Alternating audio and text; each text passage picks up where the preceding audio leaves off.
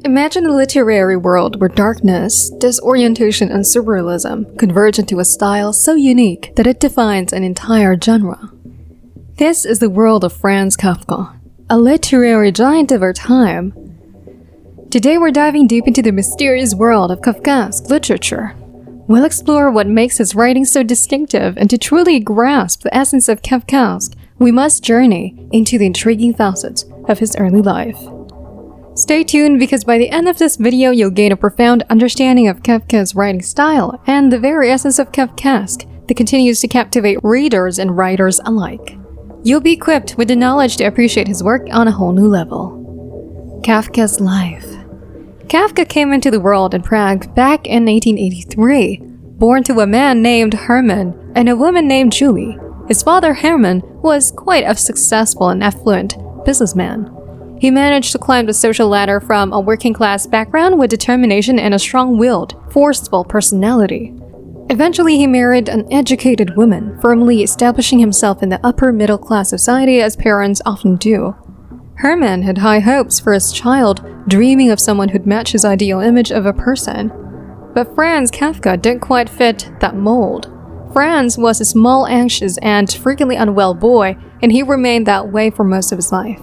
It was worth noting that this wasn't Franz's fault. Sadly, he became a constant source of disappointment for his father and bore the brunt of his father's attempt to mold him into someone he could never be.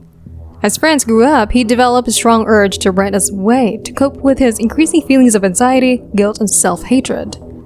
However, his father didn't support his writing aspirations and instead steered him toward a career in law. While studying law in college, Kafka continued to write and eventually crossed paths with Max Brod, one of his very few true friends. Max was also a writer and would later convince Kafka to publish his first 3 works.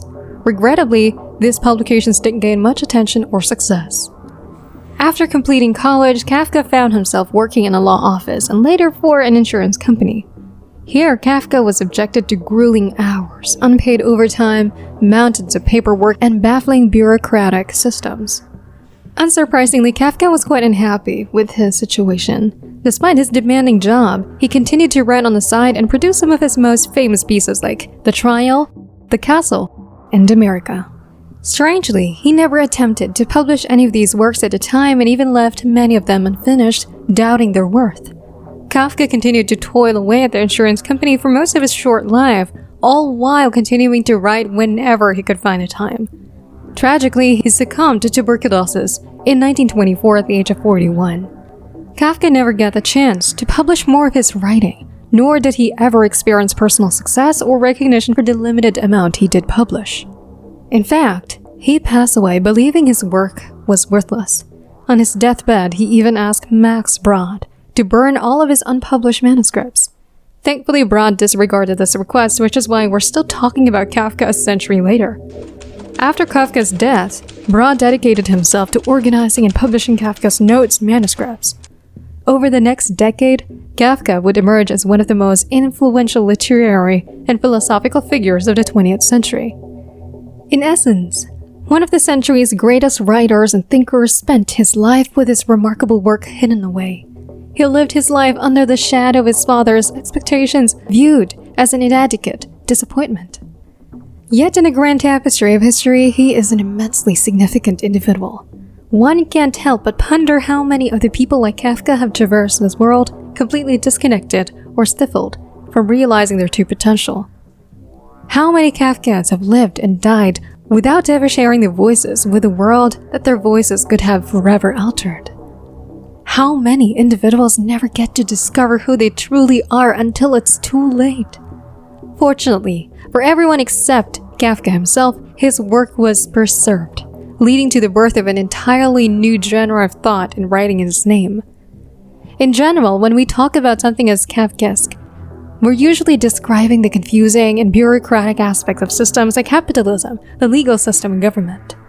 These are systems where things are so complicated that no one person really understands what's happening, and the system itself doesn't seem to care much. But the Kafkaesque quality goes beyond just how these systems are structured. It's also about how people react to them and what it symbolizes. In one of Franz Kafka's most famous novels, The Trial, we follow the story of Joseph K., who gets unexpectedly arrested one morning at his home. What's striking is that the officers don't bother to explain why they're arresting him. From there, K is dragged through a seemingly never-ending and absurd trial where nothing is ever clear or logical. The trial is filled with corruption and chaos, and by the end of the novel, even after enduring the whole ordeal, K is never told why he was arrested in the first place, yet he's still found guilty. This illustrates the essence of the Kafkaesque experience. Metamorphosis. In another one of his more famous stories, Metamorphosis, the main character Gregor Samsa wakes up one day to find himself inexplicably transformed into an insect. Throughout the novel, Gregor grapples with recurring challenges, getting to work dealing with his demanding boss and financially supporting his family who show little consideration for him. However, as a bug, Gregor is unable to meet these responsibilities, which only adds to his anxiety and makes him feel like a burden to his family. In both of these stories, the protagonists are thrust into absurd situations without any clear explanations, and they ultimately find it impossible to overcome these senseless obstacles. They are overwhelmed by the arbitrary and irrational nature of their predicaments, unable to comprehend or control what is happening.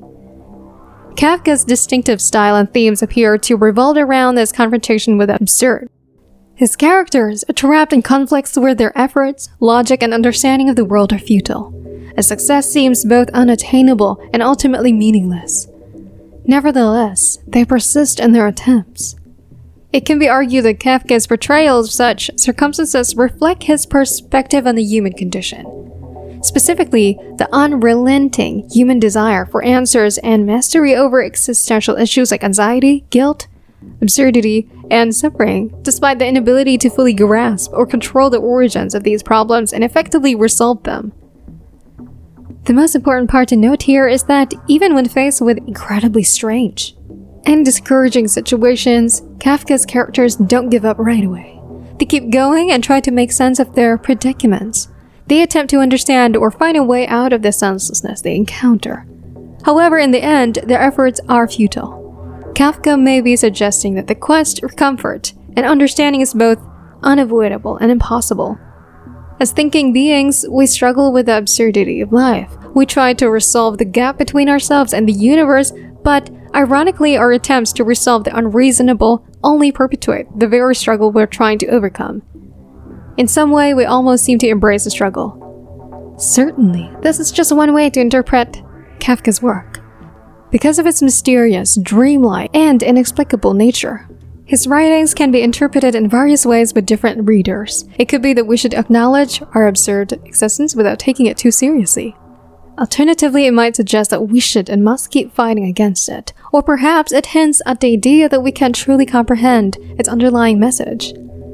In reality, it's quite challenging to pinpoint exactly what Kafka intended with his work, and it's even possible that he himself didn't fully grasp it. However, what's clear is that Kafka's writings have had a profound and lasting impact on literature, philosophy, and humanity as a whole. They provided solace to people worldwide, making them feel less isolated in their moments of truth-seeking and encounters with Kafkaesque situations.